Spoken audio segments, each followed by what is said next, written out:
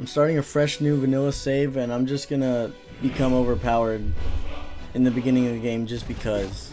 I like using this method to get caught up to a certain level that I want to be at on a fresh save. That way I don't need to go through the whole game again. I collected everything on my way through Helgen, and I'm gonna sell all of Alvor's stuff back to him because I need at least 50 gold. Having at least 50 gold is important because I'm gonna use the carriage to go to Dawnstar. My carriage is the... Where do you want to go? Climb and back and we'll be off. Get up there.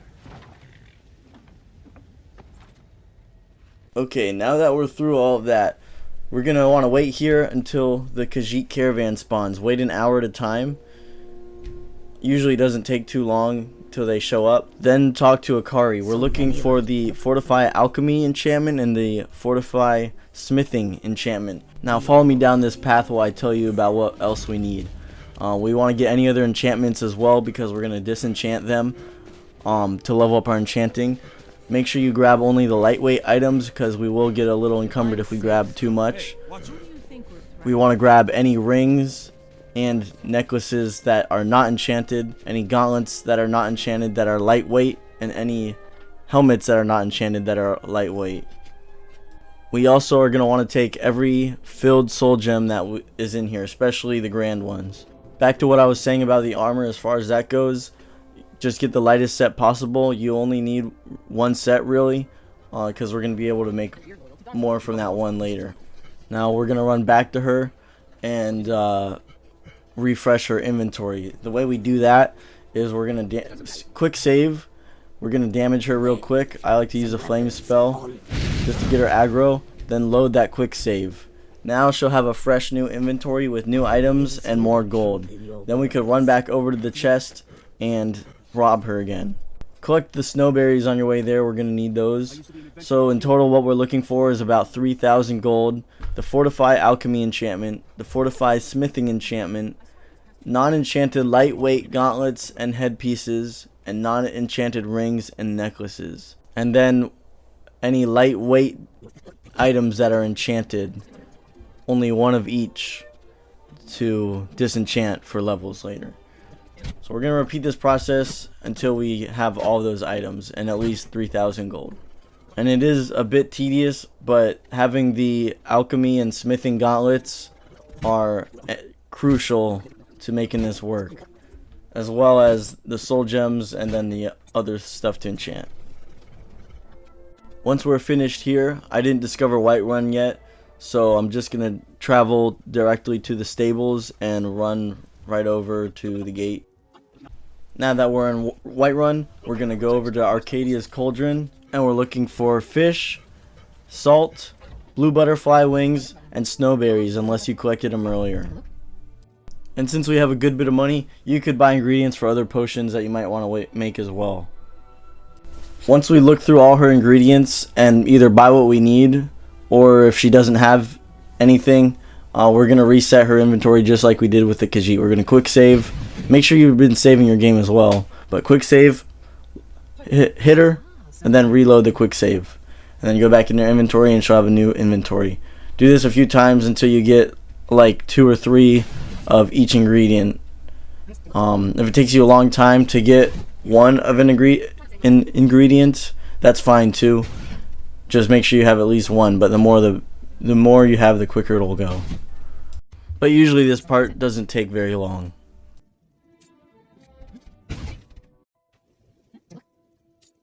After that, we're going to head to the Band Mayor and make Uthgrad the Unbroken rethink her name. If you got unarmed damage gauntlets from the Khajiit, then put those on now. And why not? 100 gold says I knock your height. Just fists. No weapons, no magic, no fire. Come on.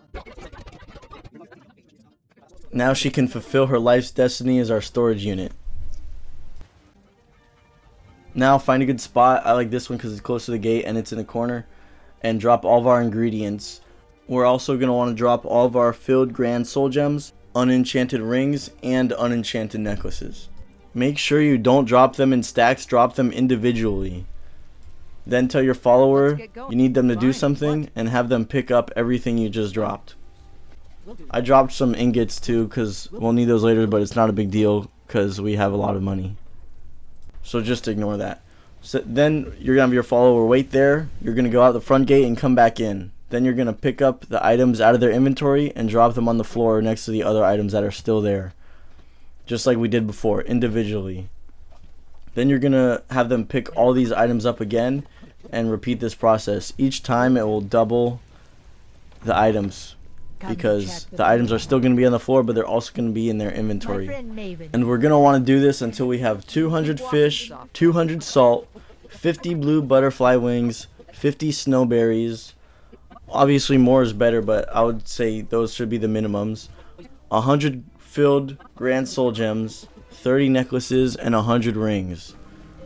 It obviously doesn't need to be exact, but those are the numbers I would say to make sure you have at least. It is a bit tedious, but we're almost done with the annoying part. And the more individual items you drop on the floor, the faster it'll go. But after you have everything you need, run to Dragon Reach with your follower. Take all the enchanted items, unenchant them to level our enchanting up. And level enchanting up as you go to make enchanting more powerful. After that, we're just going to enchant a bunch of rings. Just give them any enchantment over and over again. This is just to get enchanting to level 60. Once we get it to level 60, then our enchanting should be strong enough to move on to the next part, which will be alchemy. But first, now that our enchanting is leveled up all the way, we're going to craft ourselves a nice set of alchemy gear. 1 ring, 1 necklace, 1 helmet, and 1 gauntlets. So after that, we're going to level our alchemy up until we get to level 40 at least alchemy. So just craft a whole ton of potions from whatever ingredient you have the most of, which for me it's obviously the fish and the salt pile, which is why I said have 200. You can use either fish. Make sure you just use one at a time though, so you're not wasting them. You only need 2 ingredients. So we're just going to spam it until we get 40 alchemy. After we get 40 alchemy, we're going to level our alchemy up. That first one all the way. Make sure your alchemy is fully leveled up. So drink a restoration potion and re-equip all of your alchemy gear. Then craft another restoration potion, unequip your gear, and re-equip it. This refreshes the enchantment and makes it stronger. So every time we do this, we can craft a stronger potion. So just repeat that process. Drink the potion, unequipped, re-equip your gear, make another potion, drink it again, unequipped, re-equipped, make a potion, drink it again. And we're going to do this until we get a really strong potion. You don't want to go over 1,000,000 though, so I always recommend to make a couple of each level. So once you get to the 2000s, make a few 2000% strength. Then once you get to 10,000, make a few 10,000% strength, just in case you want to go back if you go too far. Make sure you're saving it as you go. So right here I'm at like 900,000. I wouldn't go above that. Once you get a really strong potion, your alchemy will just instantly start leveling up to 100. So if you want, you could prestige it and keep leveling your character up, or you could just leave it at 100 and not level your character up like crazy. But once we have that really powerful potion, we're going to craft a ton of fortify enchanting potions, which is the blue butterfly wing and the snowberry. Then we're going to drink that real quick, and we're going to enchant a fortify smithing set and a fortify alchemy set. That way we don't need to do this potion loop again when we want to craft powerful gear.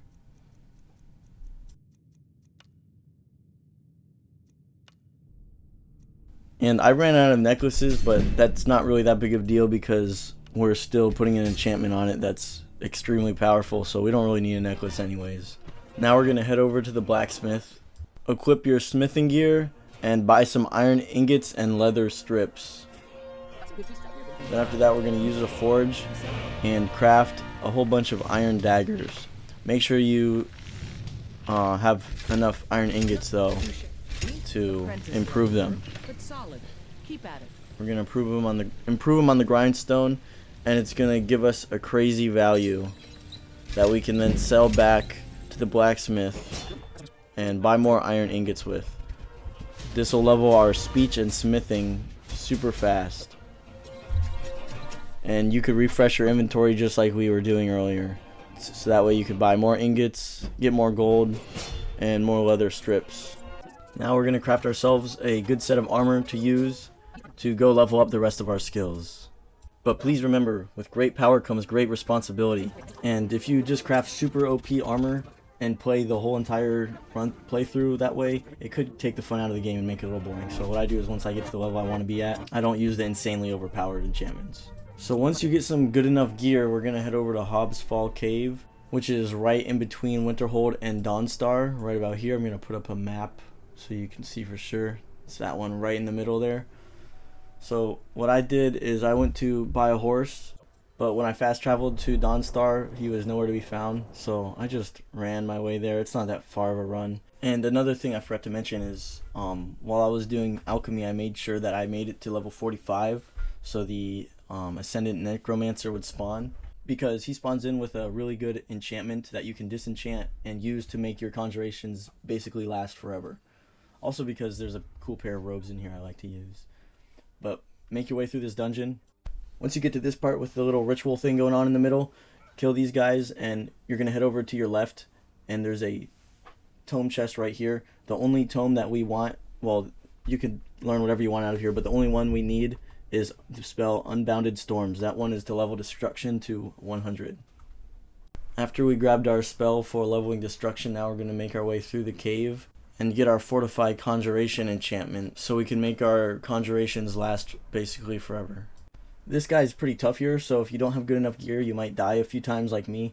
I ended up just charging up there and killing him first and then the other two because he has a really powerful spell. If he doesn't spawn in with the Elite Necromancer robes, you need to make sure that you're at least level 40, or it might be 44, and you'll have to leave the cave, quick save, come back through, kill him, and then load that quick save so it refreshes him and he has a new inventory. There's another cave on the map that you can find the same Necromancer in, and it's a lot quicker to farm him because he's the only one inside the cave. If you leave the cave, make sure your follower is not near you. I just told her to leave. Equip Unbound Storms and cast it. While you're holding down the trigger, casting it, go to your map and fast travel somewhere far away that doesn't have friendly NPCs. I went to Helgen. All that matters is that it's far away. After you do that, your destruction will be leveled up almost to 100 if you traveled far enough. It might be at 100. But if you travel somewhere friendly, it's going to end up like this, and they're all going to attack you because the spell is killing everybody. So what I did is I just fast traveled back and forth from Helgen and Hobsfall Cave, and it got it to 100 in literally a matter of seconds. After that, we're going to go put our Conjuration enchantment to use, go to Dragon's Reach, and we're going to disenchant the Necromancy robes and apply the enchantment while we have a Fortify Enchanting potion to a different torso. It only can go on torso pieces. And I don't have an unenchanted chest piece here, so I'm just going to buy one real quick and we'll apply the enchantment to that.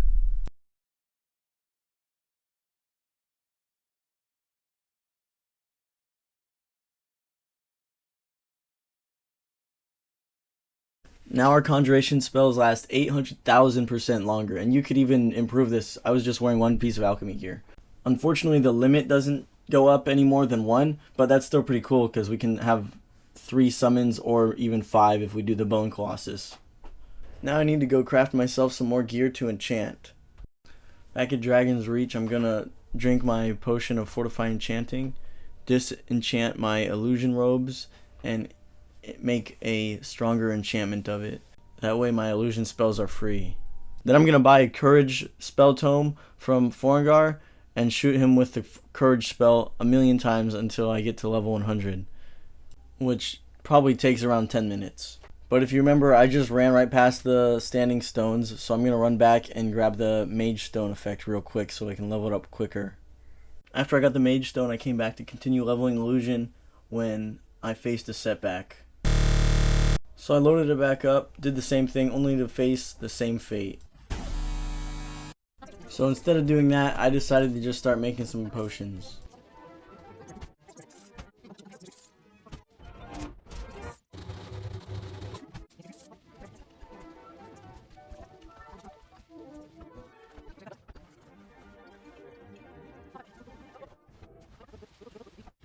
And then I could no longer resist the urge.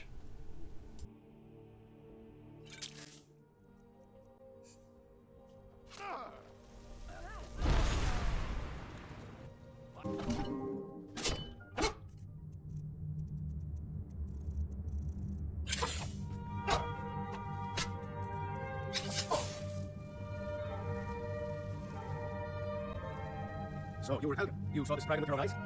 Next time, deal with Amici.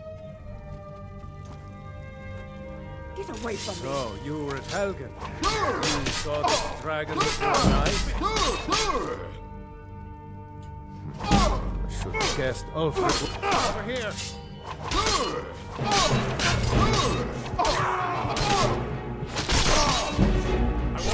Guess it's all clear. I know you. I'd be a lot warmer and a lot happier with a belly.